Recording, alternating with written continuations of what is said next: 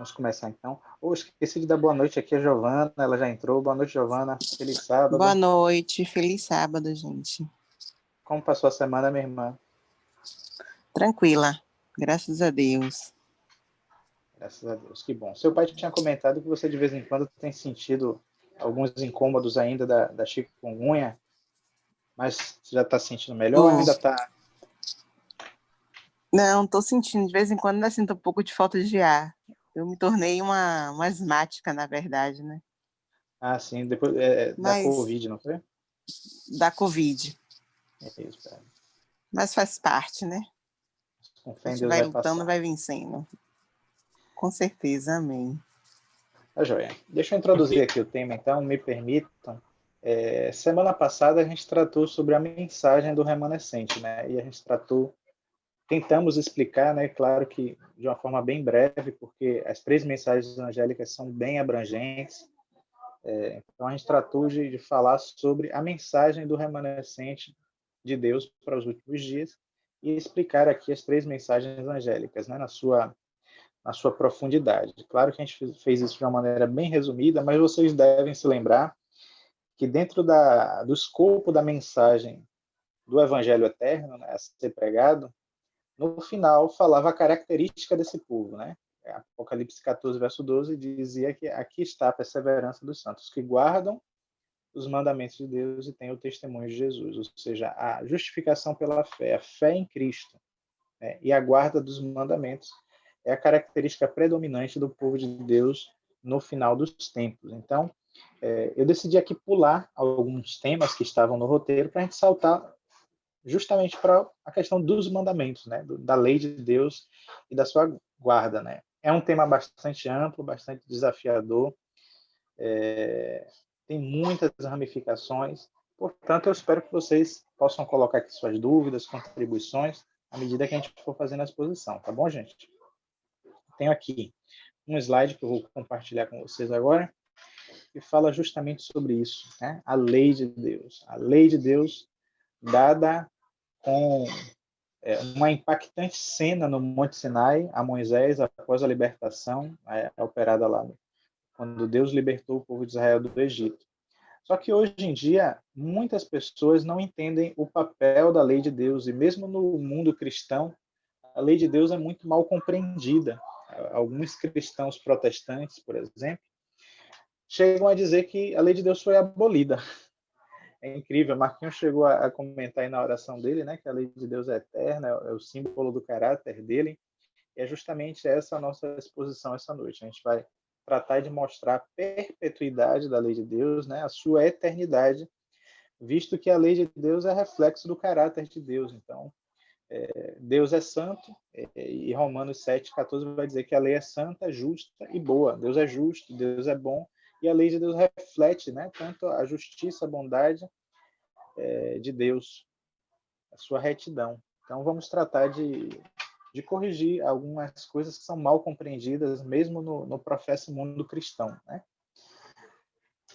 Uma das grandes controvérsias que existe é justamente sobre a lei e a graça, né? Alguns cristãos acreditam haver uma oposição entre lei e graça, né? Diz assim, não, se você guarda a lei, você então está se salvando pelas suas obras, pelos seus méritos, então você decaiu da graça de Cristo.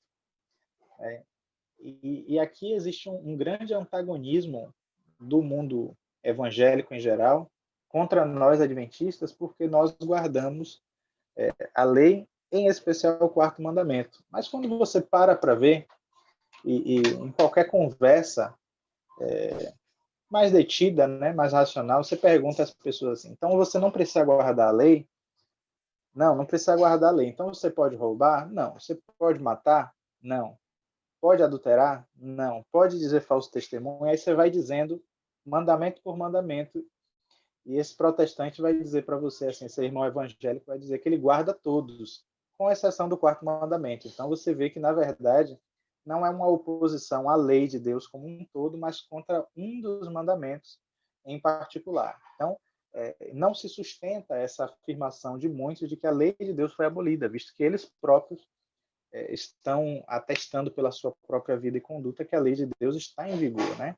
Eles só contestam um mandamento que é mal compreendido, e a gente vai ter a oportunidade de estudar isso na próxima lição, no próximo encontro, a gente vai tratar especificamente a respeito do sábado, tá? Mas, por enquanto, vamos falar da lei. É a lei ou é a graça? Aí eu lançaria de volta a pergunta, quem faz assim, né? Eu pergunto, qual das asas é mais importante para esse pássaro? O que é que vocês acham aí? Asa esquerda ou asa direita?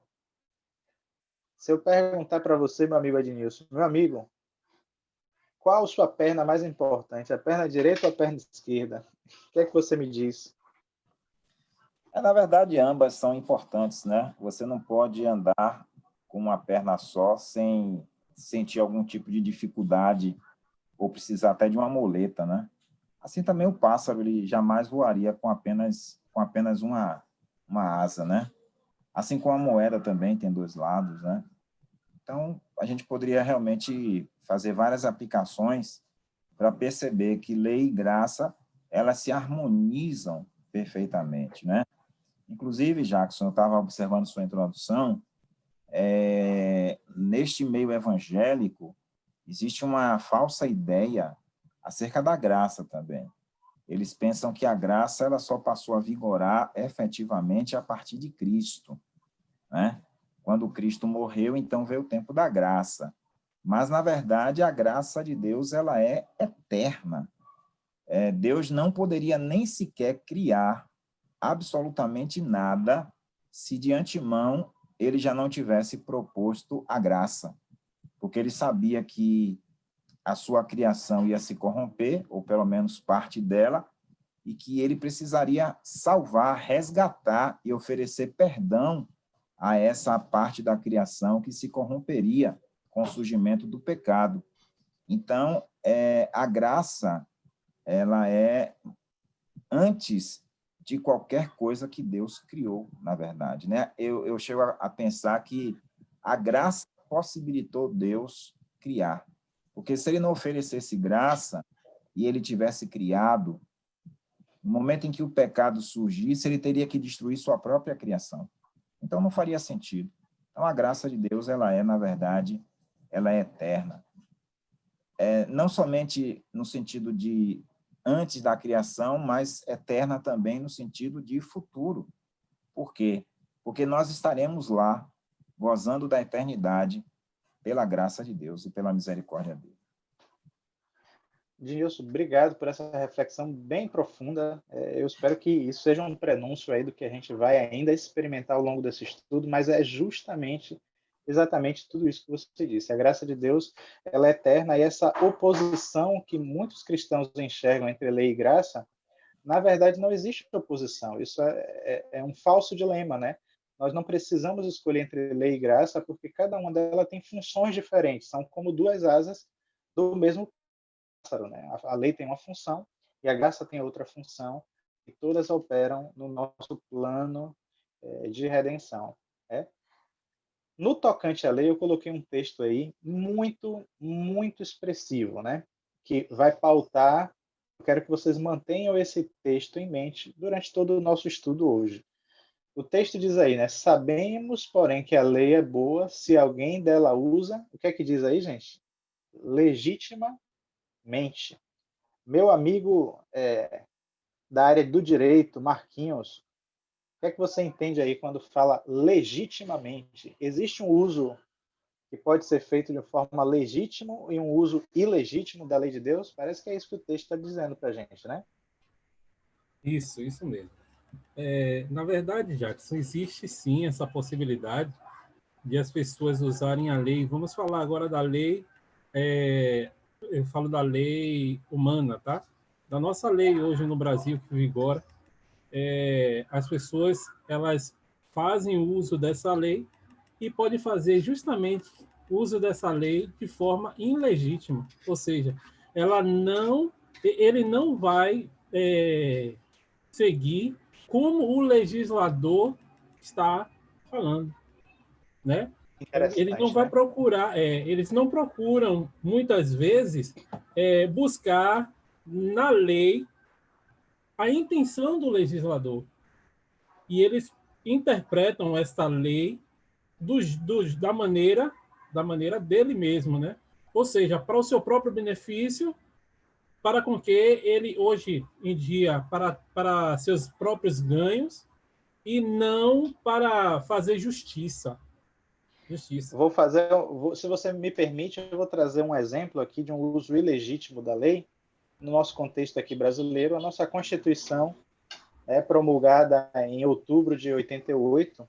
Ela, na sua redação, diz assim, né, que o casamento é a união entre um homem e uma mulher para fins de constituir uma família, né?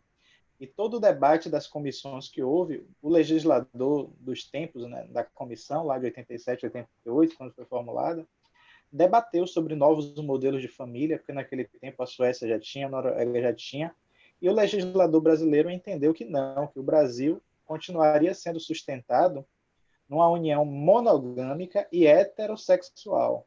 Só que agora, mais recentemente, o Supremo Tribunal Federal entendeu de mudar o espírito dessa lei. Então, ele fez um uso ilegítimo dessa lei, ampliando o conceito de homem para Exatamente. homem e mulher ou qualquer gênero, né? Então, validando Exatamente. aí as chamadas uniões homossexuais, então, tudo isso aí. Então, é só para exemplificar que a lei do homem ela pode ser usada de forma ilegítima e a lei de Deus também pode ser utilizada de forma ilegítima. Qual a forma ilegítima? É quando a pessoa julga ser salva por guardar a lei. Então, a gente aqui já vai desmistificando que a função da lei não é salvar, mas essa seria a função da graça que a Ednilson expôs anteriormente. Mas, para a gente falar em lei, eu preciso definir o que é lei, né? E a gente muitas vezes tem um conceito muito oriundo da cultura romana, né? Eu coloquei na tela, dentro do contexto romano, a palavra lei vem do latim lex. E o conceito de lei dentro da doutrina romana é de uma imposição de uma autoridade, né? É uma norma instituída por uma autoridade superior e ela deve ser aplicada com rigor pelos subalternos, né? Então, existe um ditado romano que até hoje vigora entre nós, que diz assim, dura lex, sed lex. Quer dizer, dura é a lei, cumpra-se a lei tem que ser cumprida, é uma imposição, ok? Por outro lado, existe um conceito de lei que vem do mundo grego, o mundo grego dos filósofos, né, mais afetos ao debate. A palavra de lei dentro da Grécia era nomos.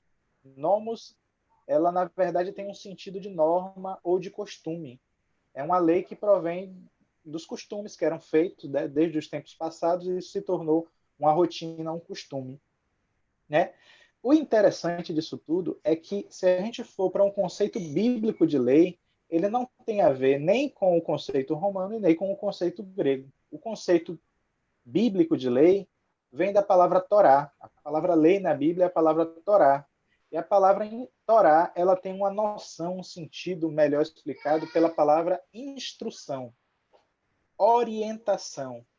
É como se, por exemplo, quando você compra um equipamento novo, você abre a caixa, ali dentro tem o quê? Um manual de instruções. São as condições necessárias para que aquele equipamento funcione de forma adequada. Então, a lei de Deus, a lei no contexto bíblico, ela não é uma imposição autoritária, ela não é um mero costume, mas ela é a instrução do Criador para que as criaturas possam desempenhar toda a sua potencialidade. Tudo bem até aí, gente? Alguma dúvida, algum questionamento, alguma pergunta ou contribuição? Vocês fiquem à vontade, viu? E deu a Moisés, quando acabou de falar no Monte Sinai, as 2 tábuas do testemunho, as tábuas de pedra escritas pelo dedo de Deus. Êxodo 31, verso 18. É interessante, irmãos, que quando você vai para o contexto bíblico, essa imagem ela é muito significativa, porque a lei de Deus, a gente vai lá para 2 Timóteo 3,16, a gente sabe, né? Toda a escritura é inspirada por Deus, divinamente inspirada para poder ensinar, redarguir, corrigir a justiça.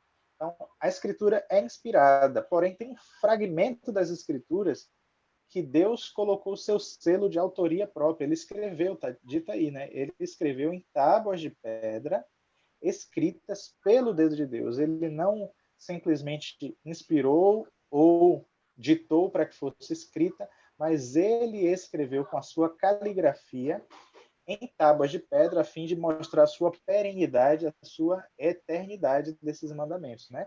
E isso num contexto onde estavam ali os milhares de hebreus libertos do jugo egípcio, e todos ficaram aterrorizados diante da cena, né, apoteótica que Deus criou para revelar a sua lei, dada a solenidade e o caráter dessa lei, né? Foram trovões, foram relâmpagos, o Monte Sinai se cobriu ali com nuvens, com chamas, e diante de tudo aquilo ali, parece que Deus queria impactar a gente com essa cena da importância dessa lei, né? Então, esse trecho aqui da outorga da lei de Deus no Sinai, Deus tratou de marcar ele com tão grande poder e demonstração de sua presença, a fim de que a gente pudesse compreender a importância desse tema, né? Vou pedir aqui a minha amiga Giovana. Por favor, Giovana, você pode fazer a leitura desse primeiro texto aí de Mateus? Posso sim. Mestre, qual é o grande mandamento na lei? E Jesus lhe disse: amarás o Senhor teu Deus de todo o teu coração, de toda a tua alma, de todo o teu pensamento. Este é o primeiro e grande mandamento. E o segundo, semelhante a este, é: amarás o teu próximo como a ti mesmo. Destes 2 mandamentos depende toda a tua lei e os profetas. Mateus 22, 36, 40. Obrigado, Giovana. Por esse texto que Giovana leu, a gente percebe que a lei de Deus expressa nos 10 mandamentos, ela pode ser resumida, e Jesus sintetizou o espírito dessa lei, né, em 2 grandes mandamentos. O primeiro grande mandamento, amar a Deus, está aí a primeira tábua, representando os mandamentos que tem a ver com diretamente a nossa relação para com Deus, e a segunda tábua, a nossa relação para com o nosso próximo, ou seja, amar a Deus, amar ao próximo. E se a gente quiser resumir ainda mais em uma só palavra, qual é a palavra comum que está nos 2 blocos? Amar.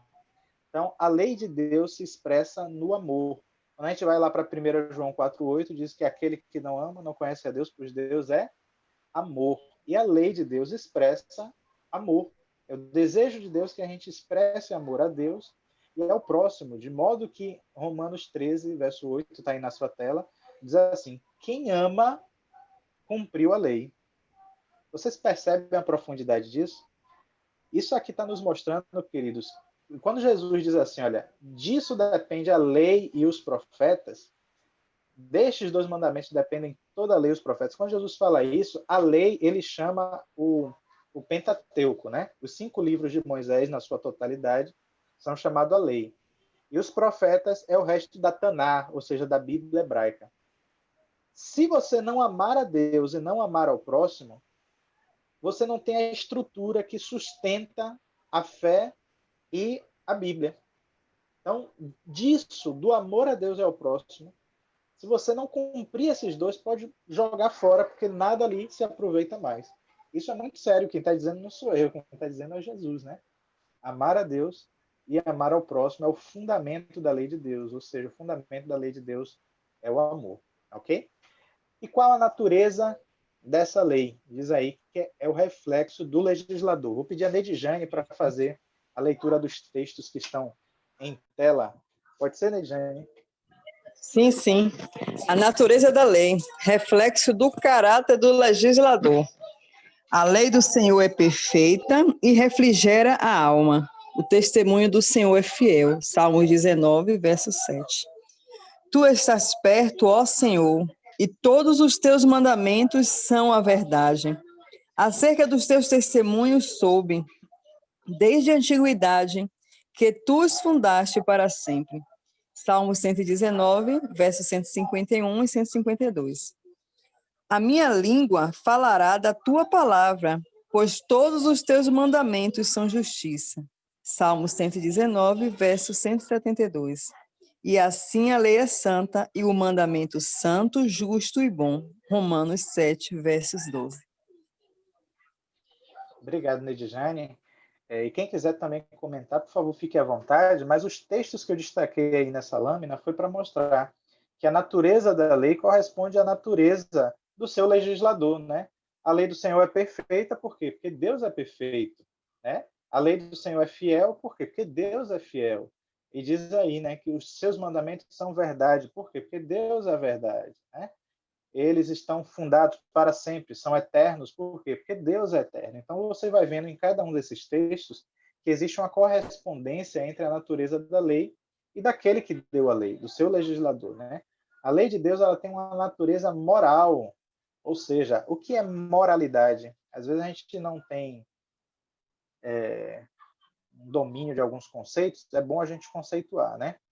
O que é moral? A moral é o nosso dever, são os nossos compromissos que a gente deve, pela sua natureza de existe um ente superior que exige isso de mim e eu devo me comportar e agir em conformidade com esses reclamos, porque é o correto a ser feito, é o justo a ser feito. Então a moralidade tem a ver com o dever, ao passo que a ética tem a ver com o ser, né? A forma como eu me comporto, né?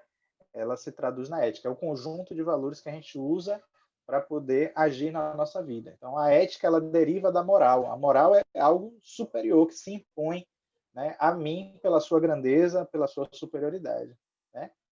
Qualquer que comete pecado também transgride a lei, porque o pecado é a transgressão da lei. Ou seja, a partir do momento em que eu não obedeço à lei de Deus, eu estou me implicando em transgressão, ou a palavra bíblica que está traduzida aí por transgressão é iniquidade. E no grego é anomia. Anomia quer dizer você viver sem lei, né? Quando você transgride a lei de Deus, você vive desconsiderando o legislador e as suas normas de justiça. Então, vive de forma independente de Deus. Então, transgredir a lei de Deus é viver como se a lei de Deus não existisse, como se o legislador não tivesse autoridade sobre mim. Veja a importância da lei de Deus, que é uma lei espiritual. Vou pedir a Zé Roberto que faça as leituras aí do texto que demonstram que a lei, ela é espiritual. Pode ser, Zé Roberto? Pode sim. Tá dando para ouvir bem? Alto e claro. Pronto, a natureza da lei. Uma lei espiritual, porque bem sabemos que a lei é espiritual, mas eu sou carnal, vendido sob o pecado. Romanos 7, verso 14. Está em mim e eu em vós, como a vara de si mesmo não pode dar fruto se não estiver na videira, assim também vós, se não estiverdes em mim. João 15, verso 4. Mas o fruto do Espírito é amor, gozo, paz, longanimidade, benignidade, bondade, fé, mansidão, temperança. Contra estas coisas não há lei. Gálatas 5, 22 e 23. Perfeito. Obrigado, Zé. Vejam que os textos aí destacados nos apontam a natureza espiritual da lei de Deus, né? Ao passo que nós somos carnais e inclinados para satisfazer os nossos próprios desejos, né? As vontades da nossa carne, dos nossos apetites, lascívia, a lei de Deus, ela tem uma natureza espiritual que busca satisfazer as elevadas normas do padrão de Deus, né? E a gente só pode cumprir essa lei à medida que a gente está unido a Cristo, né? É o que o segundo texto tenta enfatizar, e Jesus lá em João 15 vai dizer, né? Sem mim nada podeis fazer. Então eu só posso obedecer à lei de Deus à medida que eu estou conectado em Cristo, porque ele sim tem a obediência perfeita à lei de Deus, ok? Então, no momento em que eu obedeço à lei de Deus, eu não estou fazendo pelas minhas próprias inclinações, mas algo sobrenatural e espiritual está operando em mim, assim como o texto de Gálatas vai dizer, né, que é o fruto do Espírito. E não é à toa que o primeiro fruto do Espírito ele vai dizer aí que é amor. E qual é o fundamento da lei? A gente já viu lá atrás, o fundamento da lei é o amor, né? De modo que essa lei também ela tem um aspecto positivo, né? Às vezes a gente olha os 10 mandamentos, em sua maioria, 9 dos 10 mandamentos começam com a negativa, né? Não matarás, né? mas a gente tem que pensar o princípio positivo que está por trás dessa norma negativa, né? Quando o mandamento lá, o primeiro mandamento diz não terás outros deuses, qual o princípio por trás disso? O princípio disso é a verdadeira adoração. Né? Eu devo adorar apenas ao Deus verdadeiro. Não farás imagens de escultura, né? Qual culto eu devo prestar a Deus? Não é uma veneração a imagens. Né? Não tomarás o nome do Senhor teu Deus em vão. O princípio por trás disso é a reverência que nós devemos ter para com Deus e o seu nome, né? Lembra-te do dia de sábado, é o único mandamento que não está escrito em linguagem negativa, mas ele tem um princípio por trás, né? Lembra-te do dia de sábado para o santificar, ou seja, o princípio do sábado é um princípio de santidade, né? Você vai ver isso repetido em outros textos e a gente vai ter a oportunidade de ver isso no próximo estudo, né? Honra teu pai e tua mãe tem a ver com o princípio do respeito que devemos. Não matarás, a preservação da vida, não adulterarás, a fidelidade, não furtarás, é o princípio da honestidade, não dirás falso testemunho, o princípio é a verdade, devemos ser verdadeiros, né? Lembre-se que Jesus disse que a palavra do cristão é sim e não, né? O que diz passar provém do maligno, ou seja, nós devemos estar fundamentados na verdade. Não cobiçarás, o princípio por trás disso é o contentamento que devemos ter. E o texto que eu coloquei aí é de tudo que você tem ouvido, o fim é teme a Deus e guarde seus mandamentos, porque esse é o dever de todo homem. E aqui a gente já desmistifica o que muitas vezes se afirma por aí, que a lei de Deus é dada para os judeus. Não. O texto aqui é claro para dizer que é dever de todo homem. Né? Não é, a lei de Deus não foi dada apenas para o judeu. Não é só o judeu que precisa ser honesto, fiel, preservar a vida. Isso é uma questão óbvia, né, de a gente poder entender. Ô Jackson. O Ednilson, fale, meu amado. Na sequência, Giovana, estou vendo aqui que ela levantou a mão. Pode falar, Ednilson. Volta só essa tela aí sobre a questão dos princípios que estão por detrás dos mandamentos. Só queria fazer um acréscimozinho aqui, uma coisa que me chamou a atenção. Quando nós chegamos no quarto mandamento, né, que é o mandamento do sábado, e você colocou aí como princípio está aí a santidade. Mas se nós observarmos aí, o quarto mandamento, ele é o último mandamento da primeira tábua. E no sábado também está de forma implícita todos os outros princípios do primeiro mandamento, do segundo mandamento, do terceiro mandamento e do próprio quarto mandamento. Por quê? Porque o sábado é o dia de adoração ao único Deus verdadeiro, celebrando aquele que é o Criador de todas as coisas. Então, adorar somente ao Deus Criador. Então, o sábado traz esse princípio também. Não adorar a imagem de escultura, culto verdadeiro, você colocou aqui. E o sábado é um dia de culto, porque adoração e culto são coisas que andam muito próximas. A questão da reverência também, né, que nós devemos ter no dia de sábado, né, reverenciando o Deus em sua glória, em sua majestade, né? Adoração, culto, reverência na presença de Deus, está tudo isso muito relacionado. E a própria santidade que o próprio mandamento, na sua forma escrita, já solicita, né? Então, gostaria só de chamar a atenção para esse detalhe, que na observância do sábado, nós temos aí uma síntese da primeira tábua da lei. Perfeito, muito bem observado, Adnilson. Giovana também tem uma contribuição. Pode falar, Giovana. Na verdade, uma dúvida. Pode falar. Nessa terceira aí, sobre as leis dos mandamentos, que fala assim, não tomarás o nome do Senhor teu Deus em vão. Está se referindo a cultos de pessoas que usa o nome de Deus para propagar outro tipo de coisas? Está se referindo mais ou menos a isso? Porque eu nunca entendi direito esse mandamento. Pronto, vamos tentar explicá-lo agora. Quero dar as boas-vindas ao pastor, que ele se conectou aí. O pastor está participando de um evento e está, ao mesmo tempo, tentando dar uma atençãozinha aqui a gente. Então, quando ele quiser e puder falar também, fique à vontade, viu, pastor? Mas, Giovana, respondendo a sua pergunta, vou tentar ser o bastante claro e resumido. Esse mandamento, assim como todos os mandamentos da lei de Deus, eles têm uma profundidade muito grande, eles estão ali sintetizados, compactados, né, vamos dizer assim, na linguagem moderna da informática, compactado ali naquelas palavrinhas, tem muita informação. Então, quando é que eu uso o nome de Deus em vão?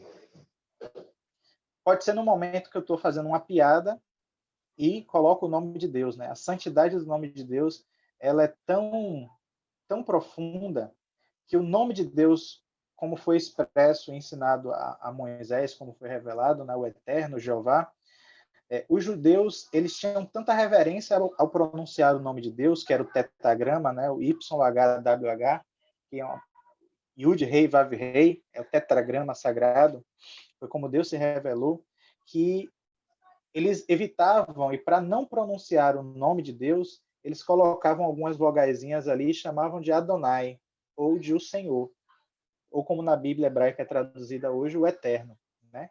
É um nome que ele sintetiza quem é Deus. Deus é aquele que é o autoexistente, ele sempre existiu, ele não tem início e jamais terá fim. Isso por si só deveria levar a gente ao espanto e ao assombro, né? Mas o ser humano às vezes perde a reverência e o nome de Deus sagrado é colocado em piadas, é colocado em negócios trambiqueiros, é colocado para poder enrolar as pessoas, né? Não, eu te digo, em nome de Jesus, faça isso. Muitas vezes a intenção espúria por trás é essa, mas o mandamento tem um sentido ainda mais amplo.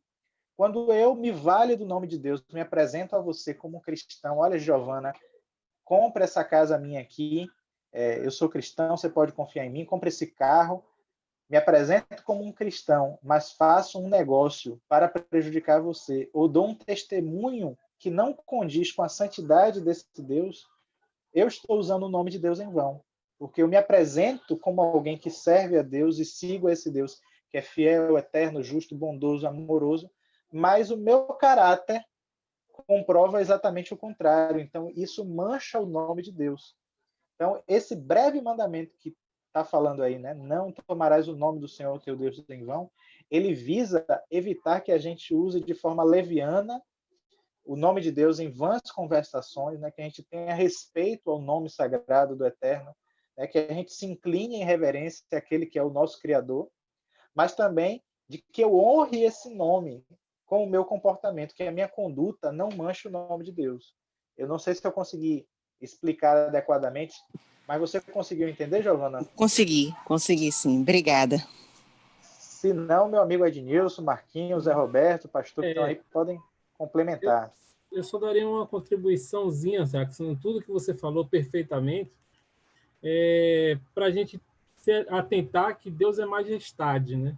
Deus ele é toda majestade. Deus é grandioso. E imagine nós tomando o nome de Deus de qualquer maneira. E aí a gente volta para o lado humano também, quando a gente vai...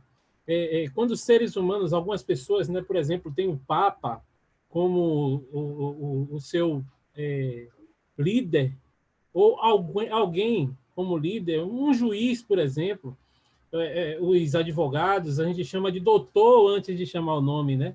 Doutor, com uma certa respeito, né? E com Deus deve ser também assim. Até os anjos, eles honram a Deus de forma majestosa. Eles baixam a cabeça, eles tapam os seus rostos, os seus pés com as suas asas, né? A gente vê isso muito claro lá no livro de Isaías, no capítulo 6, ou no capítulo 6, né? O chamado de Isaías. Então, ele tapa as suas asas. Nós vemos isso também em Apocalipse. Então, Deus é majestade. O nome de Deus é majestoso. E nós não podemos também tomar o nome de Deus de forma leviana, como você mesmo falou, né? Pois então, o princípio por trás desse nome é a santidade do nome de Deus, né? Reverenciar esse Deus que é mais elevado do que os céus, né? Essa lei, ela é singular e deleitosa. Quem ainda não leu e gostaria de ler para a gente, participar aí, dou-lhe uma, dou-lhe duas, vou pedir a Neidjane de novo. Bora, Neide. A natureza da lei. Uma lei singular e deleitosa. Essas palavras falou o Senhor a toda a vossa congregação no monte, no meio do fogo, da nuvem e da escuridão, com grande voz, e nada acrescentou. E as escreveu em 2 tábuas de pedra, e a mim mais deu. Deuteronômio 5, versículo 22. Ó, quanto amo a tua lei! É a minha meditação em todo dia. Salmo 119, verso 97. Por isso amo os teus mandamentos mais do que o ouro, e ainda mais do que o ouro fino. Salmo 119, verso 127. Porque este é o amor de Deus, que guardemos os seus mandamentos, e os seus mandamentos não são pesados. 1 João 5, verso 3. Pois é, por esses textos aí a gente vê a singularidade desta lei, né? Veja como os antigos profetas e os autores da Bíblia tratam a lei de Deus com profundo respeito e amor, e é um contraste com como a lei de Deus é tratada hoje até no meio cristão, né? Diz que a lei é opróbrio, a lei decaiu da graça, mas não é assim que os escritores bíblicos consideram a lei de Deus, né? A lei de Deus que foi dada nesse contexto ali do Monte Sinai, com um impacto, uma cena tão profunda para marcar na mente das pessoas, a santidade, ela é uma lei a qual nós devemos amar, porque elas expressam a justiça de Deus, o seu caráter e o seu zelo no trato com a criatura, né? Outros aspectos da lei de Deus, vamos ver aqui. Ela revela a vontade de Deus. Zé Roberto, mais uma vez você aí com sua leitura, por favor.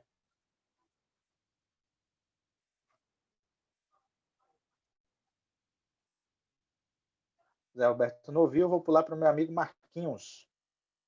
Leia, Marquinhos, para a gente, por favor.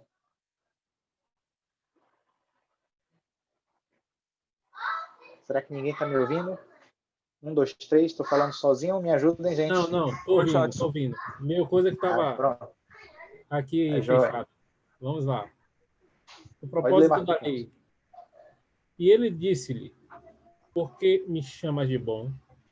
Não há bom senão um só, que é Deus. Se queres, porém, entrar na vida, guarda os mandamentos. Mateus 19, 17.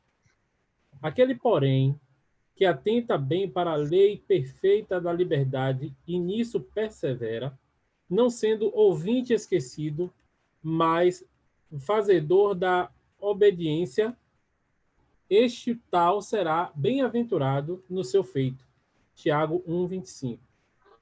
De tudo o que se tem ouvido, o fim é: teme a Deus e guarda os seus mandamentos, porque isto é o dever de todo homem.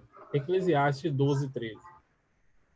Bom, esses são apenas 3 textos que a gente pensou aí, porque o espaço aqui é curto, né? No nosso tempo é curto, mas por esse texto aí você vê qual o propósito da lei. No primeiro texto é nos ajudar a entrar na vida eterna, né? Se queres entrar na vida, guarda os mandamentos de Deus. E quem está dizendo isso é Cristo, né? Estranhamente, muitos cristãos evangélicos supõem que Cristo aboliu a lei, mas o próprio Cristo está dizendo aí, se você quer entrar na vida eterna, guarde os mandamentos, né? E a lei perfeita é a lei da liberdade. Se você faz isso e guarda essa lei, você será bem-aventurado. Então, a lei de Deus visa tornar-nos felizes. Bem-aventurado quer dizer feliz, né? E temer a Deus e guardar os seus mandamentos. Por quê? Porque é o dever de todo homem nos conformar à vontade de Deus, né? E o propósito da lei, ela é a base do concerto divino. Eu acho que Zé Roberto agora conseguiu nos escutar. Você consegue, Zé, ler para a gente o texto? Próximo. Consigo, sim. O propósito da lei. Ela é a base do conceito divino, porque esta é a aliança que depois daqueles dias farei com a casa de Israel, diz o Senhor. Porei as minhas leis no seu entendimento, e em seu coração as escreverei. E eu lhes serei por Deus, e eles me serão por povo. Hebreus capítulo 8, verso 10. Gente, isso que eu quero dizer aqui para vocês é muito importante. Eu queria chamar a atenção para isso. Hoje, no mundo cristão, existe um conceito, e acho que talvez a Nilson queira complementar isso que eu vou falar, Nilson, um conceito de que depois de Cristo, você é salvo pela graça e você não precisa mais guardar a lei. porque nós estamos debaixo de um novo pacto e de uma nova aliança. No entanto, a nova aliança que a Bíblia nos apresenta não é uma aliança sem lei, mas, pelo contrário, é uma nova aliança onde a lei não vai estar mais em tábuas de pedra, como a aliança que foi dada a Moisés. Mas essa lei que estava escrita em tábuas de pedra, ela vai ser transferida para dentro do nosso coração, vai ser implantada no coração e na mente humana uma tendência em conformidade a essa lei. É isso que esse texto está dizendo aí, né? Essa a aliança que eu faço com a casa de Israel, eu porei as minhas leis no seu entendimento, na sua mente, e no seu coração eu escreverei. Então veja só, a nova aliança não é uma nova aliança sem lei, é uma nova aliança onde a lei de Deus deixa de estar em tábuas de pedras gravadas lá para memorial e passa a estar dentro do adorador. É isso mesmo, Adilson? Oi, sem dúvida.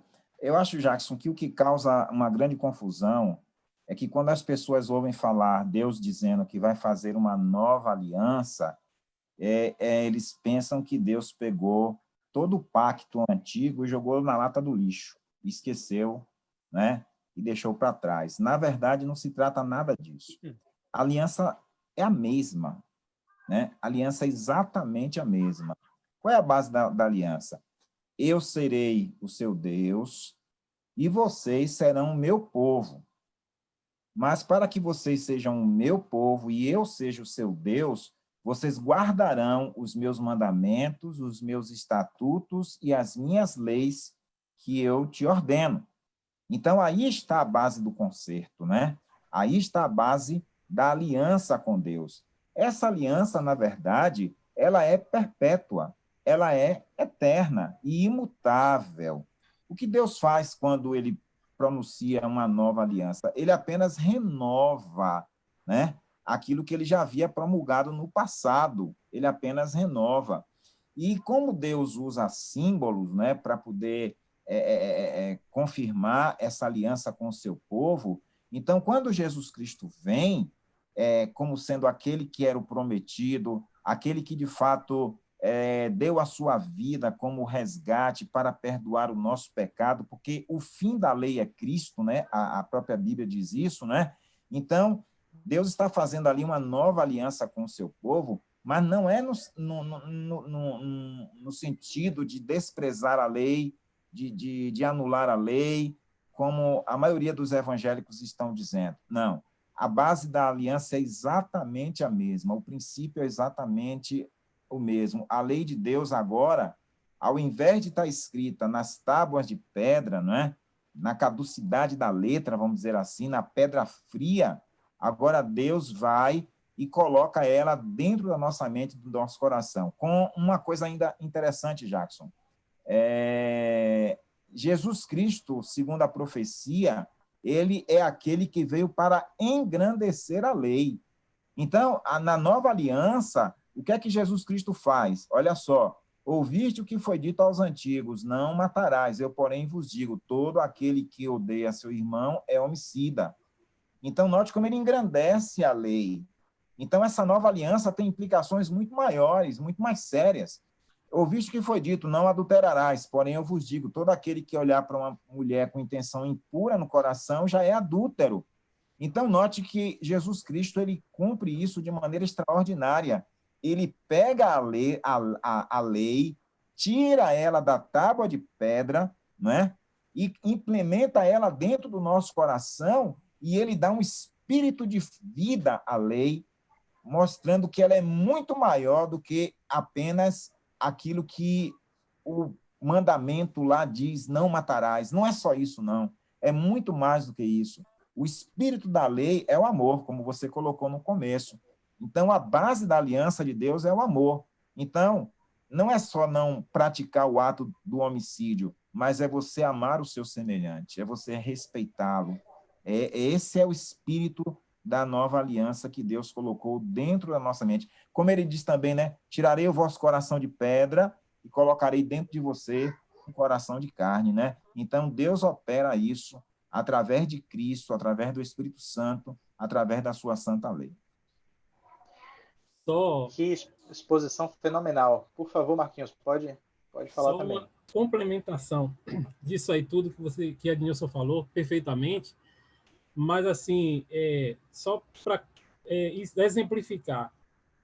Para o judeu, eu fiz uma pesquisa muito grande sobre isso, e para o judeu, aliança não é a mesma coisa de lei. Lei é uma coisa e aliança é outra. Só para a gente exemplificar. Quando Jacó conversou com seu sogro e disse, olha, eu quero ali a Raquel, não foi? Se eu não me engano, Raquel, não foi? Não é isso? É. Então, ele disse, tá, vamos fazer um acordo, você trabalha e tal. Dentro daquele acordo que eles fizeram, estava ali a lei que eles deveriam seguir de acordo para que tudo se estabelecesse. Então, para o judeu era assim, diferente. Hoje, para a gente também é diferente. Por exemplo, um acordo. É como se fosse um acordo nosso. Por exemplo, eu vou fazer um acordo com o Jackson. Jackson, eu quero comprar a tua casa. Aí Jackson disse, tá, eu quero vender a minha casa. Sim, quero vender a minha casa para você, certo? Então, para você me vender e eu comprar em sua mão, dentro desse acordo tem as cláusulas, né, que devem ser cumpridas. Entende? Então, lei para o judeu era mais ou menos assim. A lei era um acordo onde dentro tinha a lei. Então, a lei de Deus, a lei dentro da aliança, ela não muda. Ela não muda. Entende? Então, a aliança para o judeu, na cabeça do judeu era uma coisa, e a lei de Deus era outra que não pode mudar, porque Deus não muda. Entendeu? Deus fez várias alianças com o povo. O povo quebrou várias alianças com Deus. E Deus renovou várias alianças, mantendo a sua lei. A mesma base, a mesma lei. Perfeito, Marquinhos. Muito bem lembrado essa questão dessa distinção. Eu quero destacar também que a lei de Deus, o propósito da lei, é estabelecer-se como padrão de julgamento, né?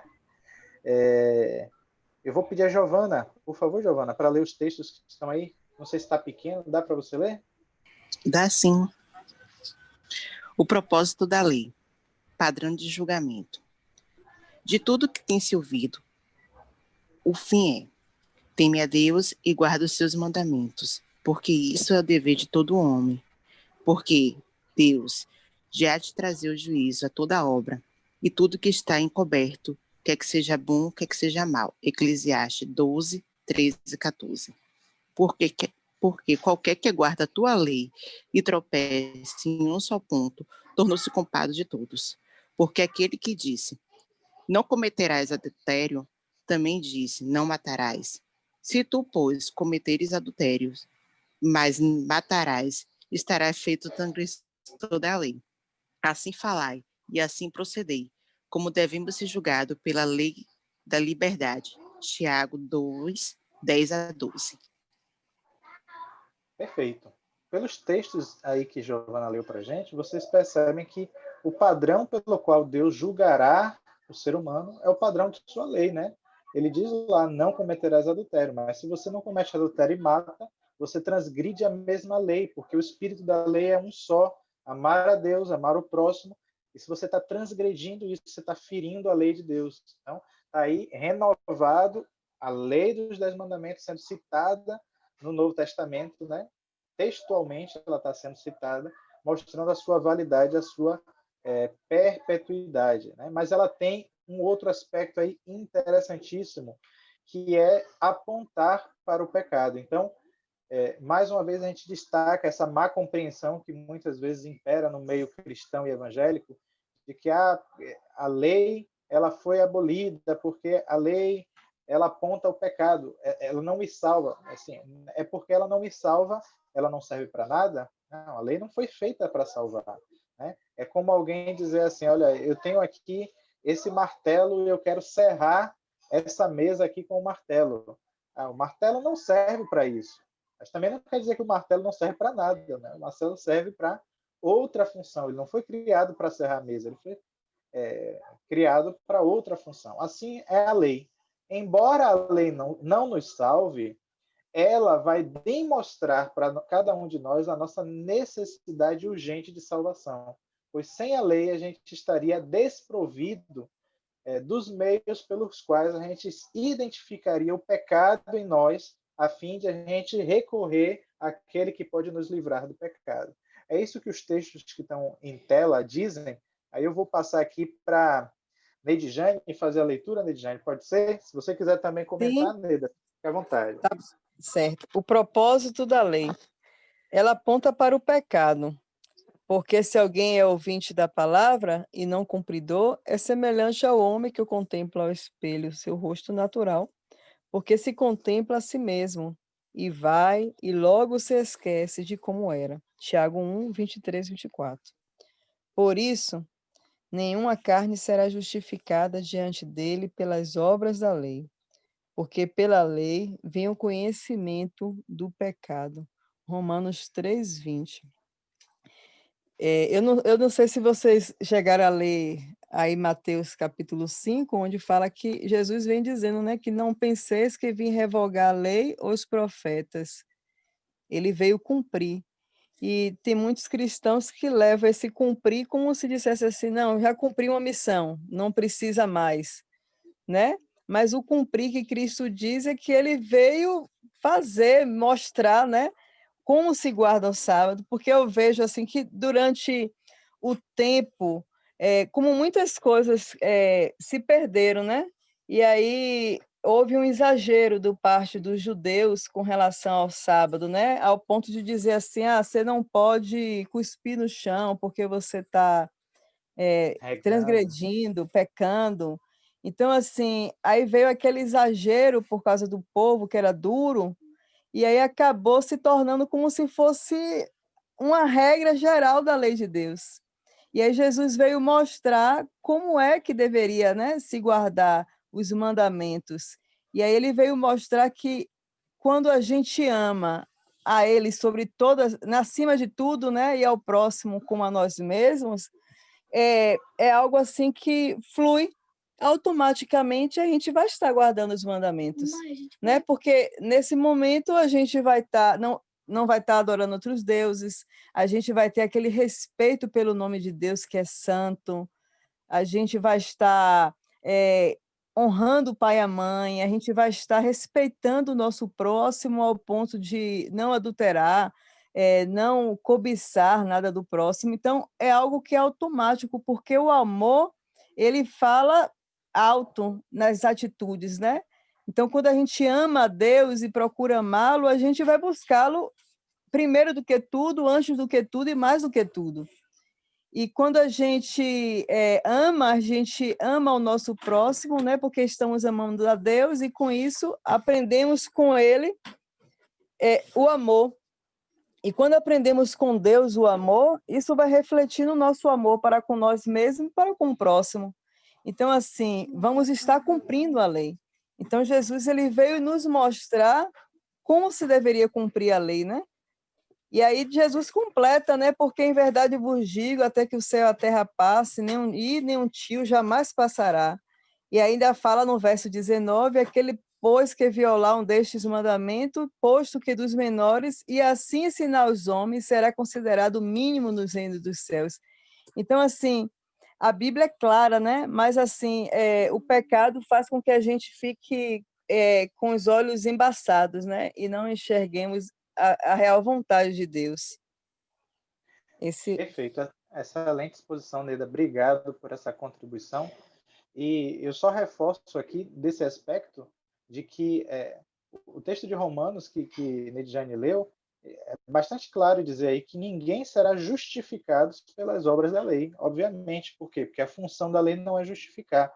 Quem me justifica é o Senhor Jesus Cristo. Mas o texto segue dizendo: pela lei vem o conhecimento do pecado. Se eu não me reconheço como pecador, como eu vou buscar um Salvador? Então, eu preciso da lei, porque a lei é aquela que vai me demonstrar que eu necessito de um Salvador. E a Bíblia é clara em expor isso. Talvez o texto seguinte é um texto que deixa isso mais claro. Eu vou deixar Ednilson ler e comentar, Ednilson. É um texto que eu sei que você gosta.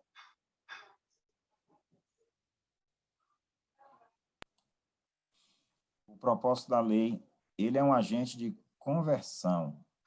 Aqui diz, lá em Gálatas, capítulo 3, verso 24, né? de maneira que a lei nos serviu de aio para nos conduzir a Cristo, para que, pela fé, fôssemos justificados, né? E aí, o Jackson conceituou aí o significado dessa expressão aio, né? Um homem masculino, um indivíduo encarregado da educação doméstica de filhos de pessoa de grande tratamento, uma espécie de escudeiro. Então, é interessante como Paulo ele compara a lei àquele servo que tinha uma grande responsabilidade, não é? De pegar uma criança e educá-la em todo o princípio. Então, a família confiava neste aio, né? neste servo, que tinha uma grande responsabilidade de ser uma espécie de instrutor, né? Preparando ali aquela criança. E Paulo, então, faz uma comparação da lei como sendo este elemento que nos liga ou que nos leva a Jesus Cristo, por dois aspectos. O primeiro é que Jesus disse claramente, Jackson já colocou isso muito bem, dizendo que quando Jesus fala assim, sem mim nada podeis fazer. Eu não consigo observar a lei de Deus se eu não estiver ligado a ele, né? Ele se compara à árvore, né? E nós somos os ramos de uma árvore, né? Que precisamos estar ligados a ele para dar frutos. Um outro aspecto também é que a lei, de certa forma, essa lei ela nos condena. Essa lei, ela mostra-nos que somos, de fato, pecadores, porque nós não somos aperfeiçoados, nós não, em algum momento, nós acabamos transgredindo a lei. O próprio Paulo declarou isso, o bem que eu quero fazer, eu não faço, mas o mal que eu não quero, este eu faço. Ele chegou a dizer que, na sua mente, ele tinha prazer na lei de Deus, mas ele via em seu corpo uma outra lei, que era a lei do pecado, que fazia guerra contra a lei da sua mente. Então, quando nós nos colocamos diante da lei e percebemos que a lei nos condena, nós somos levados a reconhecer que nós precisamos de um Salvador, de um Redentor. E este Salvador, esse Redentor, é Cristo, né? Ele que, de fato, deu a sua vida como oferta pelo pecado. Na verdade, assim como Deus puniu o nosso pecado em Cristo, Cristo foi o único que guardou toda a lei de Deus, sem nunca ter pecado. Então, a única justiça que Deus aceita, na verdade, não é a nossa. Isaías diz que a nossa é como trapos de imundícia. A justiça que Deus aceita é a justiça de Cristo. Essa justiça nos é imputada, né? Nos é comunicada. Então, a lei ela tem esse papel extremamente importante. Nós precisamos compreender isso. A grande confusão e o grande problema é que quando nós começamos a achar que por observarmos a lei e guardarmos a lei, nós seremos salvos. Não é isso. Ninguém será justificado diante dele por obras, para que ninguém se glorie. Nós não somos justificados porque nós guardamos a lei. Nós guardamos a lei porque nós fomos justificados. Esse é o ponto do equilíbrio. É a tradução, né? Perfeita Tradução da exposição. justiça a tradução da justiça é guardar, a gente guardar a lei. Então, eu vou pedir a Zé Roberto que, se você puder, Zé Roberto, ler e comentar também o próximo texto, traz um aspecto interessante aqui da lei, como aquela que, na verdade, provê a liberdade, né? Nesse mundo em que muitas vezes se pensa a lei como restrição da liberdade, a Bíblia está nos apresentando, na verdade, que o caminho é justamente o outro, né? Se você puder ler e comentar também, Zé. Zé está nos escutando?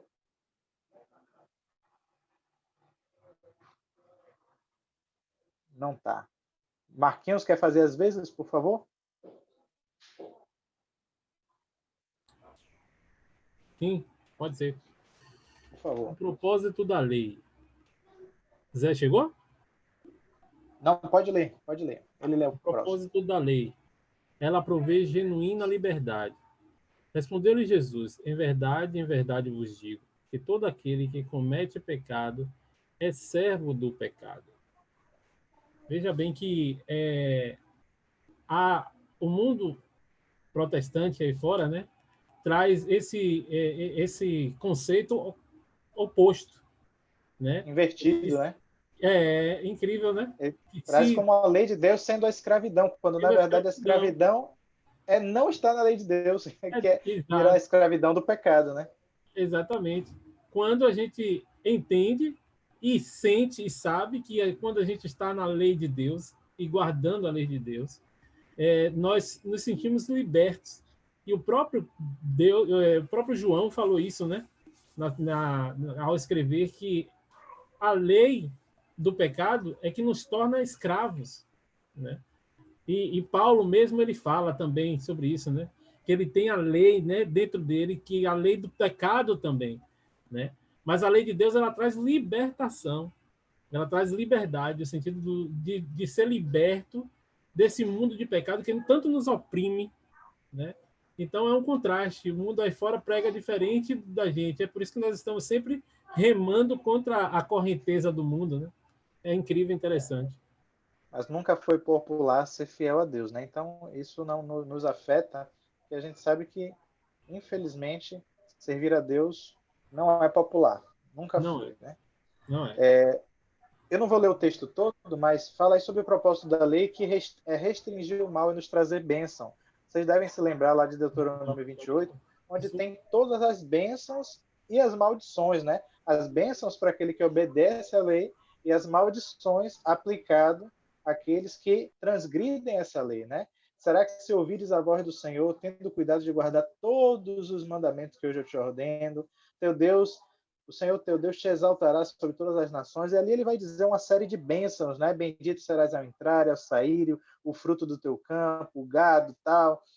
Então, Deus vai dar uma série de bênçãos àquele que é obediente aos seus decretos, ao passo que ele retira as suas bênçãos daqueles que são infiéis e desobedientes, né? Então, Deuteronômio 28 é um texto que a gente deveria dedicar tempo à oração e meditação sobre ele, né? A perpetuidade da lei. A lei de Deus antes do Sinai, a lei de Deus já vigorava, né? Primeiro, desde a eternidade. Quando você vê lá 2 Pedro, o apóstolo falando aí, porque se Deus não perdoou os anjos que pecaram, ou seja, antes da fundação do mundo, lá naquela grande rebelião que a gente tratou aqui quando falou do grande conflito, né? Apocalipse capítulo 12 fala que houve guerra no céu, e Miguel e seus anjos lutaram contra o dragão, a serpente, né? Estavam ali, então, em jogo que Satanás, que pecou, ou seja, se existia pecado é porque existia transgressão da lei, porque a gente viu ali que o conceito de pecado é transgressão da lei. Então, a lei de Deus já existia desde a eternidade. Ela já existia antes da criação do mundo.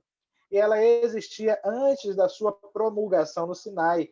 Ela ali só foi transcrita porque o ser humano já havia se esquecido, mas a lei de Deus estava vigorando, né? Quando a gente vai para Gênesis, capítulo 4, o primeiro pecado ali, né, dos descendentes de Adão, Deus fala expressamente a Caim, né?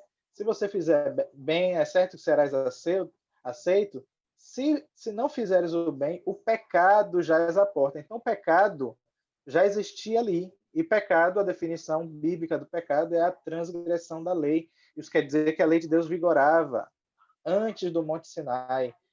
Eu estou destacando isso, queridos, porque muitos no meio evangélico chegam a afirmar que a lei de Deus ela foi promulgada, só existiu a partir do Monte Sinai. E isso é um outro grande engano que impera por aí. A lei de Deus ela é eterna, igual ao seu caráter, ela sempre existiu. O fato de Deus dar entregue em tábuas de pedra ali a Moisés não quer dizer que Deus estava criando a lei naquele momento, mas é que ele estava relembrando o seu povo, ele estava ali fazendo uma nova aliança com eles, né? Como Marquinhos colocou, aliança, renovando a aliança, mas com base na mesma lei que já existia, né? Quando você vai ali para Abraão, a história de Abraão, né? Antes do Monte Sinai, Abraão patriarca, diz aí, porquanto obedeceu Abraão a minha voz, guardou os meus mandamentos, os meus preceitos, meus estatutos e as minhas leis. Então, Abraão já guardava a lei de Deus. A lei de Deus, inclusive o sábado, vigorava antes do Monte Sinai, antes dos 10 mandamentos, Porque antes dos 10 mandamentos, o povo de Israel passou por aquela experiência do maná. E na hora de dar o maná, Deus dava o maná 6 vezes por dia, mas no 6º dia ele dava a porção em dobro, porque o povo deveria descansar no sábado. Ora, mas o povo ainda não havia recebido o mandamento do sábado, mas o sábado já existia, porque a lei de Deus é eterna, né? Então, é uma coisa muito importante de a gente ver. Na história de José também, Jackson, né, que na mulher de Potifar, que ela queria deitar com ele, ele fugiu por causa do adultério. Então, antes do Sinai, ele já sabia que adulterar era pecado, né? Perfeitamente, Marquinhos, muito bem lembrado. E assim a gente tem uma série de exemplos, né?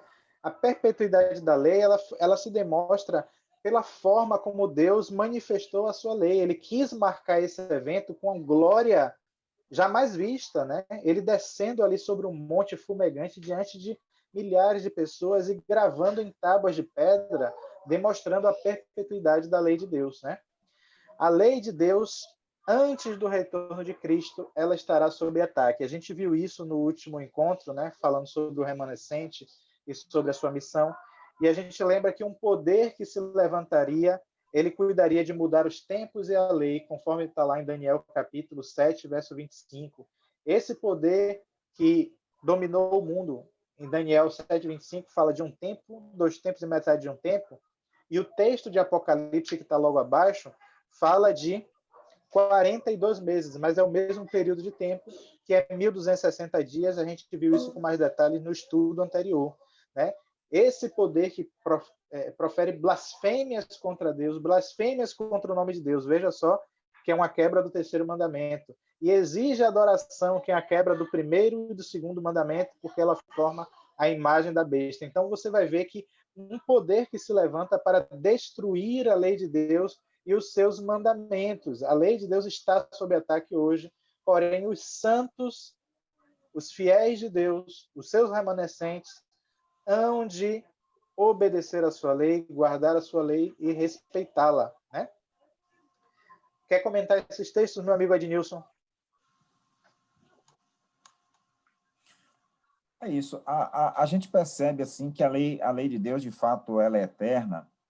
E uma vez, Jackson, eu assistindo um sermão, não sei, não me lembro bem se foi do Estevam Bor, onde o pregador ele disse o seguinte, que quando Eva, ali no Éden, ela comeu da árvore do conhecimento do bem e do mal, ela transgrediu todos os mandamentos da lei de Deus. E ele conseguiu, assim, de uma maneira muito própria, dentro da mensagem dele, provar que cada mandamento estava, de certa forma, ali implícito naquela ordem: não comas da árvore do conhecimento do bem e do mal, porque no dia em que você comer desse fruto, certamente você vai morrer. O que eu me lembro, assim, mais vagamente, assim, por exemplo, Eva cobiçou, né? A Bíblia diz lá, vendo ela que a árvore era boa, né? O fruto agradável para dar entendimento, então ela tomou e comeu. Então, a cobiça fica ali muito explícita. Um outro mandamento, não furtarás, ou seja, a árvore era de Deus, então Deus proibiu ela de pegar o fruto. Ela foi lá e pegou o fruto. E aí ele foi mostrando, né? Se ela era filha de Deus, honra teu pai e tua mãe. Então, ela, como filha de Deus, desobedecendo a Deus, ela desonrou a Deus, né? Porque era o próprio pai dela que a havia feito.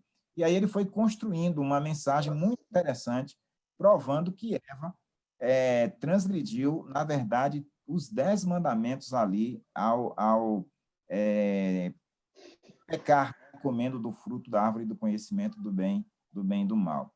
Agora, eu estava, enquanto você apresentava aí os textos, eu estava aqui pensando, Jackson, e eu gosto de ouvir seus comentários acerca disso, quando a gente traz também para a nossa realidade hoje, não é? Esse ataque que você mencionou de Satanás contra a lei de Deus, né? Proferirá palavras contra o Altíssimo, magoará os santos do Altíssimo e cuidará em mudar os tempos e a lei, fazer guerra contra o remanescente, né, do povo de Deus, que guarda os mandamentos e tem o testemunho de Jesus. Como a sociedade hoje, no tempo do fim, está se organizando em cima da transgressão aberta da lei de Deus. Os valores humanos estão sendo defendidos, mas esses valores humanos que estão sendo impostos e que têm que ser aceitos de qualquer forma, porque senão é discriminação, senão é preconceito, senão é fobia, as diversas fobias aí agora que surgiram, né? Mas esses direitos, né, que as pessoas estão querendo defender e colocar goela abaixo, né, as suas próprias vontades. Então, a gente percebe que esses direitos, na verdade, eles são abertas transgressões da lei de Deus, né? Então, é aquele indivíduo que tem uma prática de comportamento que é contrária à lei de Deus, mas que a sociedade quer colocar isso de maneira assim positiva para que seja aceita de qualquer forma, não considerando mais pecado, não considerando mais transgressão, e todo aquele que abrir a boca para fazer qualquer comentário, mínimo que seja, contra aquela determinada prática, é taxado, né, como sendo radical, fundamentalista, preconceituoso, né, e etc, etc, etc.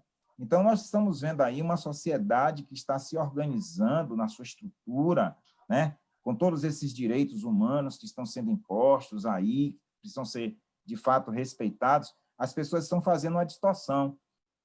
É claro que a gente precisa respeitar, sim, o indivíduo, a integridade. Ninguém tem o direito de matar uma pessoa por conta da sua opção sexual ou da cor da sua pele, ou do seu credo, e etc. Ninguém pode fazer isso, né? O direito à vida é dado a todos, né? E ninguém tem o direito de tirar a vida, nem de menosprezar, nem de ridicularizar, nem de expor ninguém. Isso aí é uma grande verdade.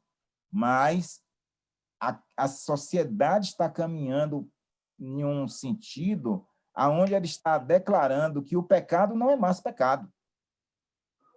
É um estilo de vida que precisa ser respeitado e aceito por todos, mesmo que isso contrarie abertamente a lei de Deus. E isso está sendo imposto por força de lei, né? E é essa a estratégia de Satanás, né? Então, fazer guerra contra a lei de Deus. E Satanás está conseguindo estabelecer, sim, uma situação aonde a lei de Deus ela é transgredida, aonde aquilo que é errado é colocado como certo, e isso tem um apoio maciço, cada vez maior no mundo inteiro, ok?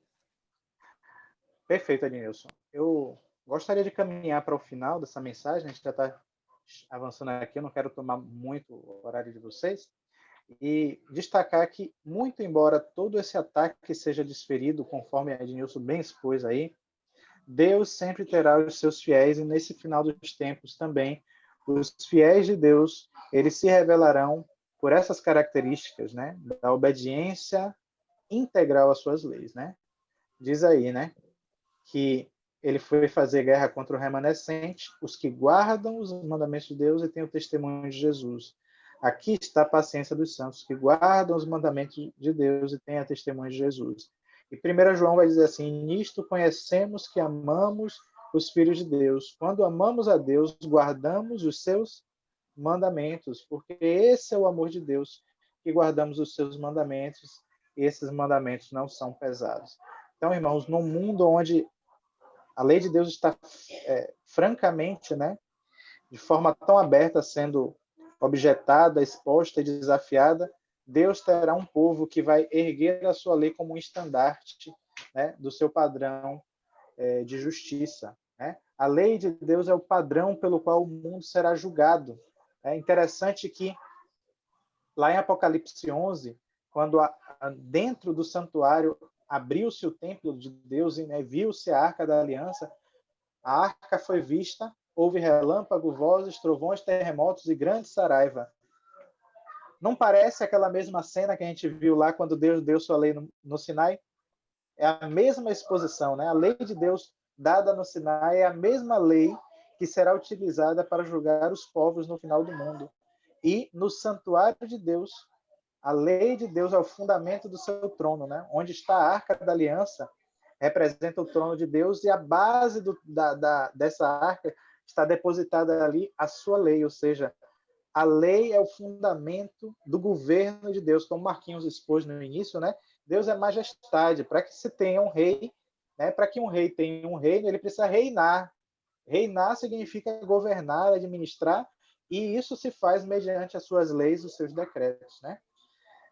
E essa lei, ela será o padrão de julgamento, e o texto bíblico diz que cada um será julgado segundo as suas obras. Aí você olha para mim e diz assim, mas as obras não salvam. Obviamente, as obras não salvam. A salvação é pela graça, mediante a fé. Mas a gente deve lembrar que o apóstolo Tiago nos diz que a fé sem obras é morta. E o padrão de julgamento no reino de Deus vai ser o resultado dessa fé que eu professo. A fé na Bíblia não tem a ver com um assentimento mental. A fé na Bíblia tem a ver com a verdade que eu introjetei em mim e vivo de acordo com ela. É a fidelidade, também é traduzida assim, né? Então, se eu tenho fé, eu tenho que demonstrar isso através das minhas obras. As minhas obras devem revelar a fé que eu professo. É por isso que Apocalipse 20, 12 vai dizer que os mortos foram julgados pelas coisas escritas no livro segundo as suas obras. É por isso que Jesus diz aí em Mateus 16, porque o Filho do Homem virá na glória do seu Pai com os seus anjos e dará a cada um segundo as suas obras. E é por isso que Jesus, lá em Mateus 7, diz aí que então lhes direi abertamente aos rebeldes, né? Nunca vos conheci, apartai-vos de mim, vós que praticais a iniquidade. E a palavra iniquidade aí, eu devo lembrar vocês, eu já falei isso, mas vou lembrar. Iniquidade é anomia no grego. Anomia, a partícula A quer dizer não, e anomia vem do nomos, lei. Ou seja, vós que vivem sem obedecer a minha lei. Isso é muito sério. Jesus está dizendo aí que no final dos tempos ele vai rejeitar aqueles que não obedecem à lei de Deus. É isso que o texto está nos dizendo. Vós que praticais a iniquidade, que vivem na anomia. Então, irmãos, diferente do que os evangélicos modernos tentam nos apresentar, a lei de Deus não está em oposição ao evangelho, mas lei e evangelho se complementam, porque a lei que foi quebrada, o padrão de justiça que foi quebrado por Deus, ele vem agora e nos dá uma nova oportunidade do evangelho que nos restaura, para que você e eu possamos viver em conformidade com essa lei, né? Eu sinto que o tempo já está avançado, eu não vou mais ler, mas só para conciliar aqui a lei e o evangelho, lembrar que na exposição do texto lá da Tábua dos 10 Mandamentos, antes do primeiro mandamento, né? O primeiro mandamento a gente viu, não terás outros deuses diante de mim, está no verso 3. Mas o que é que diz antes da lei de Deus? Diz assim, então falou Deus todas essas palavras, dizendo, eu sou o Senhor que te tirei da terra do Egito, da casa da servidão. Isso nos mostra, a mim e a você, que antes de promulgar a lei, Deus salvou. Deus não foi lá e disse a Moisés, Moisés, leve esses mandamentos para aqueles cativos lá no Egito, manda eles guardarem, se eles guardarem, eu vou lá e salvo eles. Não foi assim. Primeiro Deus salvou, a salvação foi de graça, sem eles merecerem, sem eles fazerem uma obra da lei. Eles estavam lá fazendo os tijolos dele, vivendo a vida igual dos egípcios, mas Deus, pela sua graça soberana, salvou eles. Depois que eles foram salvos, Deus deu a lei. Isso representa algo muito importante para mim e para você.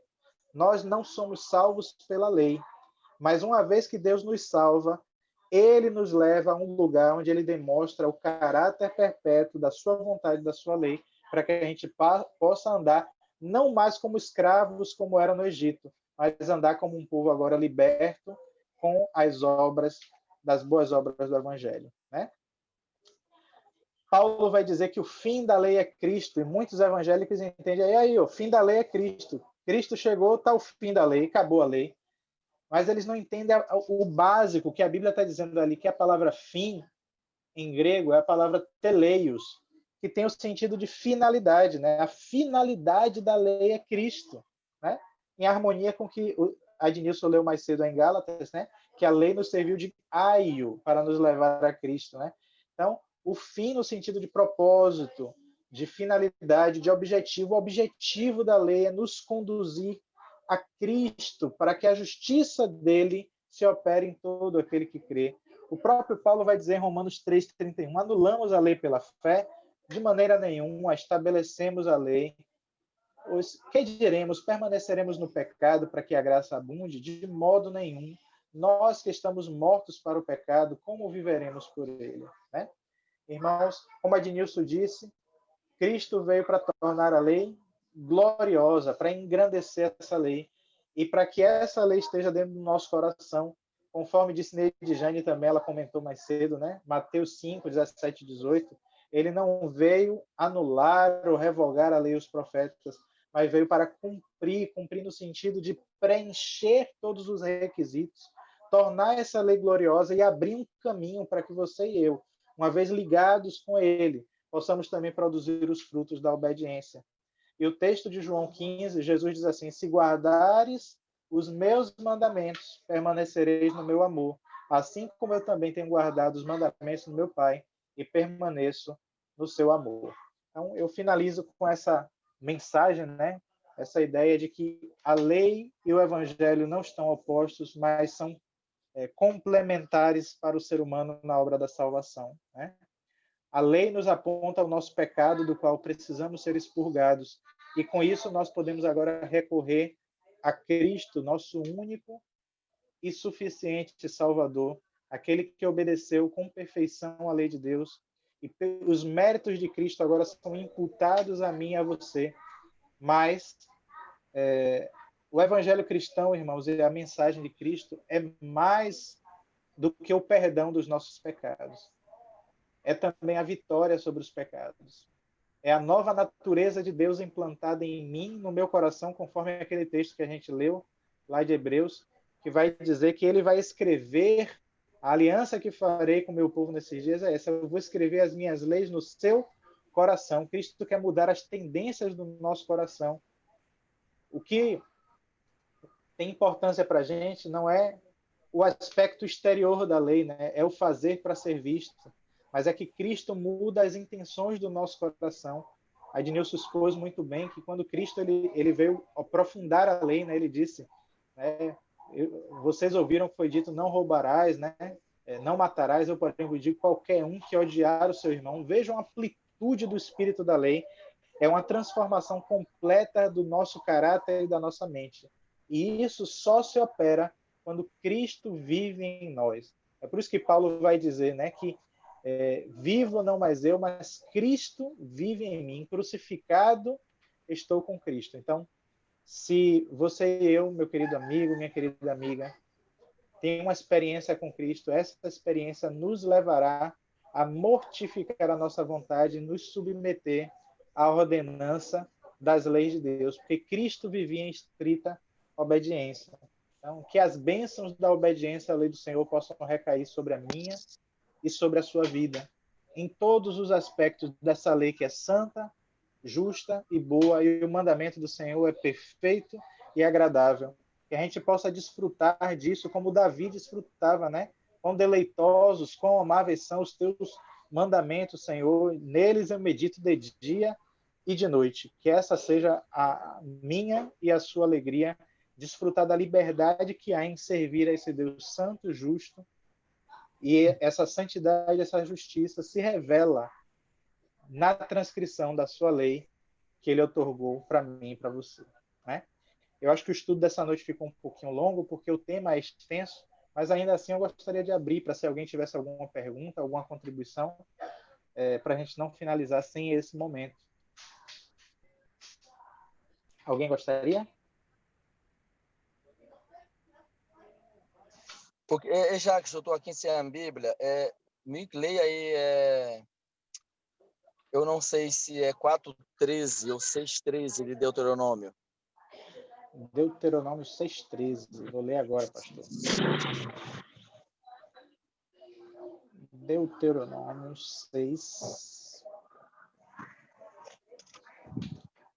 6:13. Vai dizer assim: o Senhor teu Deus temerás e a ele servirás, e pelo seu nome jurarás.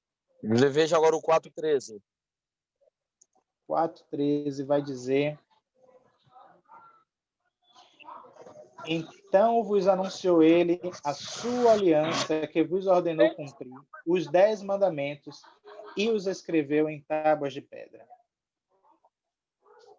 Eu só quero aí retificar e contribuir a questão da dicotomia entre aliança e mandamento. No conceito mosaico, então aliança e mandamento estão aí como sendo uma só coisa, tá entendendo? E outra coisa, nós temos somente uma aliança na Bíblia.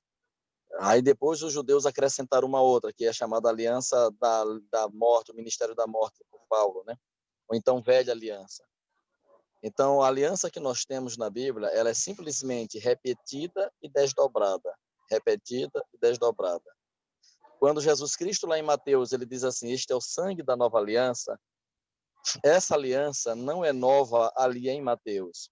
É a aliança que Deus fez com Adão, é a aliança que Deus fez com Noé, é a aliança que Deus fez com Abraão, a aliança que Deus fez com Israel. Depois essa aliança é feita com Davi.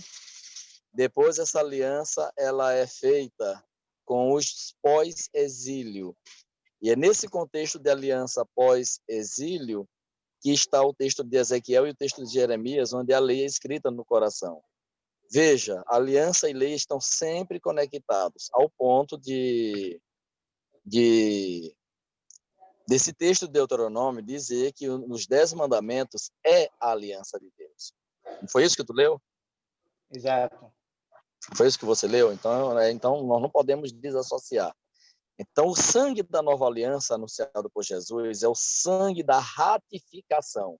Deus fez aliança, mas ele não ratificou. Ele tipologizou lá no Éden, ele tipologizou com Noé, ele tipologizou com Abraão. Então, tudo foi colocado de forma simbólica ali no ministério do santuário, dos altares, dos sacrifícios, mas não era uma ratificação. Como os judeus mudaram os valores, então essa aliança passou a se constituir a aliança do Sinai, o ministério da morte, porque estava baseada no fazer. E a aliança da vida está baseada no aceitar. Então Deus salva e eu aceito. Então o querer e o efetuar são atos de Deus. Quanto à questão da amplitude da lei, eu só quero dizer para vocês que antes da queda e depois da queda, nenhum comportamento deve ser analisado e visto sem a lei de Deus. A lei de Deus, entre tantas funções que ela tem, primeiramente, ela é o transcrito do caráter de Deus. Então, para quando você olhar para cada mandamento, você tem que fazer essa pergunta: o que Deus é no primeiro mandamento? O que Deus é no segundo mandamento? Eu escrevi isso no meu caderno, só que eu estou fora de casa. O que Deus é. O que significa a transgressão desse mandamento? Marquinhos falou muito bem quando ele colocou no terceiro mandamento a questão de Deus ali como soberano. E essa é a grande questão. O que Deus é no terceiro mandamento? Ele é rei e ele é soberano. O que Deus é no primeiro mandamento? Ele é único. Eu não sei, eu não me lembro bem. Mas foi mais ou menos isso que eu escrevi lá no meu papel. Agora, a gente diz: eu tenho que guardar a lei. Você não tem que guardar a lei. Você primeiro precisa ser transformado, porque a lei não tem tanto o que fazer. Não é isso que eu estou dizendo. A lei, primariamente, tem que partir de um ser, de alguém que foi transformado. Mas, pastor, então, quer dizer que o fazer não é importante? É fazer, porque a lei ela é definidora de comportamento. A lei define comportamento. Esse texto que tu usou, viu, Jackson? Apartai-vos de mim, vós que praticam, como definidor de verdadeira santidade, verdadeira obediência. Porque o mundo hoje religioso, eles estão confusos quanto ao que é obediência, quanto ao que é santificação. Alguns pensam que se deixou de comer isso, deixou de beber aquilo, ou se falou língua, se deu a glória a Deus, aleluia, ou se então já está santificado. Operou milagre, o Espírito se manifestou, foi feito, houve uma cura, houve uma bênção. Isso é definidor de espiritualidade e de santidade? Então Jesus Cristo ele coloca bem claro que o definidor de santidade é a lei de Deus. Então, a lei de Deus ela é muito ampla. Vocês falaram demais, eu digo, rapaz, eu nem vou falar. Não vou nem querer falar, porque é só para coçar e o tempo já foi. Mas o assunto, eu só queria dizer essas duas coisinhas assim, porque o assunto é muito bom. Eu já escrevi muito sobre a lei de Deus. E eu digo, rapaz, eu até peguei o caderno para trás. Ele não vai bem, assuntos sobejas aí para ser tratado. Então, a lei é definidor. Por exemplo, quando Paulo diz assim, porque pela lei vem o pleno conhecimento do pecado, ou seja, então você tem que parar e começar a meditar nessa palavra pleno, pleroma, que significa completo, cheio. Aí você olha para o mandamento, não matarás. Aí você vai para o texto em hebraico. Eu só estou citando aqui como exemplo. O texto hebraico tem 5 ou 6 palavras para matar. Só que a palavrinha lá no quinto, lá no sexto mandamento é uma palavra especial que significa assassinar. É a mesma coisa da palavra para roubar. Em Malaquias diz assim, vocês me roubam nos dízimos e nas ofertas. Só que a palavra hebraica lá, não, no sexto, no mandamento, não é, no oitavo, não é roubar, é furtar. Ou seja, assassinar tem a ver com a dimensão ampla que Jesus Cristo deu à lei, o que os judeus não faziam. O adulterar tem a ver com a dimensão ampla do mandamento que Jesus Cristo fez e os judeus não fizeram. Tá certo?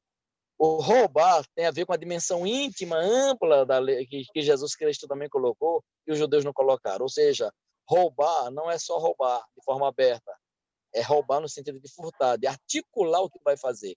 Então, todos os mandamentos, como diz Emmett Elliott, num livro chamado Os 10 Mandamentos, muito bom esse livro e não é adventista, ele coloca o aspecto psicológico da lei. Digamos que você diz que guarda a lei, mas aqui e ali você solta uma mentirinha. Então você não é guardador da lei. Porque o guardar a lei não tem a ver só com mentir ou deixar de mentir. Eu violei a lei de Deus. Você não está só violando a lei de Deus. Você está violando a integridade do seu ser. Porque no momento que você mente, você não quebrou o mandamento e não simplesmente feriu o coração de Deus, mas você feriu também sua integridade como ser. Você deixou de ser uma pessoa, digamos, veraz, verdadeira, para ser um mentiroso. Entende? Então, por que o diabo se tornou o diabo? Porque ele mentiu? Porque ele mentiu, foi fazer. Mas a mentira foi suscitada no coração dele. Então, o fazer é uma consequência do ser e vice-versa. As coisas estão interrelacionadas. Então, a lei de Deus ela é muito ampla, muito ampla. Eu estou fazendo esse comentário porque quando a gente for ler a lei de Deus, na minha opinião, eu coloquei um pouco assim, tentando entender essa palavra de Paulo, a palavra pleroma, porque pela lei vem o pleno conhecimento do pecado. Então, para eu chegar a esse pleno conhecimento do pecado, o que eu preciso me tornar? Um fariseu. Eu preciso me tornar um fariseu, que nem Paulo era fariseu. Porque o fariseu, ele conhece todas as minúcias na lei de Moisés, do que fazer e do que não fazer. Todos os detalhezinhos, faça, não faça, faça, não faça. E depois que Paulo viveu todo esse farisaísmo, ele concluiu que ele só estava mexendo com a casca. Ele estava mexendo com a casca. Aí é quando você vai para todos os detalhes da lei, das proibições do faça e não faça, colocado em Levítico, colocado em Número, Deuteronômio. Gente, aquilo é impossível de ser guardado. Só foi possível na pessoa de Cristo. Então, quando Paulo lida com esse pleroma, na questão do fazer, na questão do ser, na questão psicológica, na questão do governo de Deus, na questão do caráter de Deus, irmãos, só Deus em forma de homem para realmente nos justificar. E é por isso que Pedro diz, e Paulo também em Romanos 8, que é pelo Espírito e pela participação na natureza divina que essa lei vai sendo guardada. E nas palavras de Cristo está ligado, como você colocou muito bem, a videira verdadeira. Fugiu daí, irmão, é legalismo puro. Aí é legalismo puro. Fugiu desse parâmetro, você diz que guarda, mas é do ponto de vista legalista. Pastor, eu agradeço demais sua participação. Mas é isso. Eu acho que as dúvidas que poderiam ter ficado agora foram sanadas. Foi uma exposição, uma síntese muito boa. E a amplitude da lei de Deus ela vai no âmago do coração humano, né? A gente pode meditar pela eternidade aí na lei do Senhor. A gente não vai conseguir penetrar naquilo que Ellen White chama, né, pastor, da infinita pureza, né? A infinita pureza de Deus está transcrita aí na sua lei. Então, que a gente possa meditar nisso com respeito, com reverência E a gente vai, infelizmente o tempo é curto, né? A gente fez aqui esse voo panorâmico, vocês veem que o assunto é amplo. A gente vai tratar sobre um mandamento específico da lei de Deus, que é aquele mais atacado, que é o 4º mandamento. A gente vai fazer isso no nosso próximo encontro, mas eu de antemão já aviso para vocês que não vai ser na próxima sexta. Próxima sexta a gente não vai poder se encontrar, porque a gente vai ter um evento especial no distrito, que é um encontro jovem. Então, próxima sexta, em vez de estar aqui nesta classe, eu convido vocês, aqueles que puderem presencialmente, estar lá na Igreja da Ribeira, né? Quem não puder estar presencial, que, por favor, acompanhe o evento via a internet, né? Vai ser transmitido aí pelo YouTube, pelo Zoom. Né? A gente vai estar com o pastor Emerson, que é um líder de jovens aqui conhecido, e a gente vai estar mobilizando a juventude para a igreja pós-pandemia. Né? Nós estamos aí retomando as funções, o Impacto de Esperança amanhã acontecendo, e nós somos a voz da proclamação da mensagem do terceiro anjo, que inclui a pregação da lei de Deus. Então, amanhã, Impacto de Esperança, sexta-feira que vem, a gente vai estar mobilizado no encontro, e na semana seguinte a gente vai retomar o estudo com o sábado. Então, se você tem alguém que gostaria de estudar esse tema, né, um amigo, um vizinho, um irmão evangélico, se você tem um parente que gostaria de conhecer mais sobre isso, traga ele para essa classe aqui no Zoom, e a gente vai tratar mais detidamente sobre isso. E eu quero dizer que a gente vai preparar aí para o mês de novembro, para a gente finalizar a nossa classe, final de novembro, início de dezembro, com temas que vai falar sobre o sábado, sobre o santuário, sobre o juízo investigativo, né? O papel de Cristo como nosso sumo sacerdote. Então, daqui para frente, a gente vai encerrar com temas mais densos e profundos, como esse que a gente viu hoje da Lei de Deus, mas que a gente aguarda também a participação, a contribuição de cada um de vocês. Né?